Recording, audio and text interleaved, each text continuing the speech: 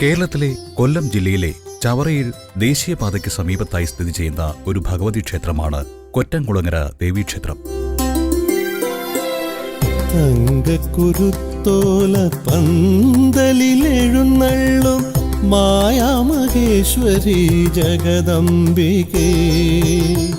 ചവറ പഞ്ചായത്തിലാണ് ഈ ക്ഷേത്രം സ്ഥിതി ചെയ്യുന്നത്. ആദിപരാശക്തിയായ വനദുർഗയാണ് ഇവിടുത്തെ പ്രധാന പ്രതിഷ്ഠ. കൊറ്റംകുളങ്ങര അമ്മ എന്ന് ഭഗവതി വിളിക്കപ്പെടുന്നു. പ്രധാന പ്രതിഷ്ഠ ആദിപരാശക്തിയാണ്. ദുർഗാരൂപത്തിലുള്ള പ്രതിഷ്ഠയാണ്.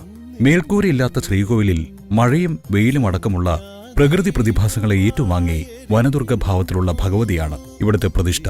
ദേവിയുടെ വിഗ്രഹമാണ് ഇവിടുത്തെ ആകർഷണം. ഈ വിഗ്രഹം സ്വയംഭൂവാണെന്ന് വിശ്വസിക്കപ്പെടുന്നു. ഗണപതി, പരമശിവൻ, ശ്രീധർമ്മശാസ്താവ്, മാടൻ ഭഗവാൻ, നാഗരാജാവ്, യക്ഷിയമ്മ എന്നിവയാണ് ക്ഷേത്രത്തിലെ മറ്റ് ഉപദേവതാ പ്രതിഷ്ഠകൾ.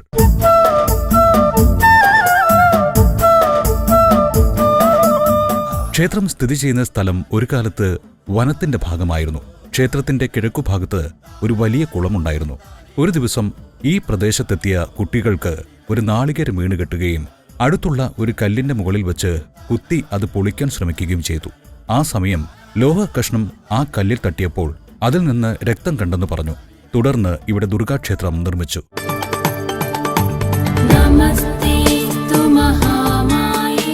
ഇവിടുത്തെ പ്രധാന ഉത്സവമാണ് ചമയവിളക്ക്.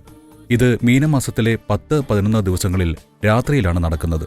ദീപാരാധനയ്ക്ക് ശേഷം പുറത്തെഴുന്നള്ളുന്ന ഭഗവതിയെ അനുഗമിച്ച് ചമയവിളക്കേന്തി ഭക്തർ പ്രദക്ഷിണം ചെയ്യുന്നു. താളമേളങ്ങളും ഗജവീരന്മാരും വർണ്ണാഭമായ കെട്ടുകാഴ്ചകളും ഇതിന് അകമ്പടി സേവിക്കുന്നു.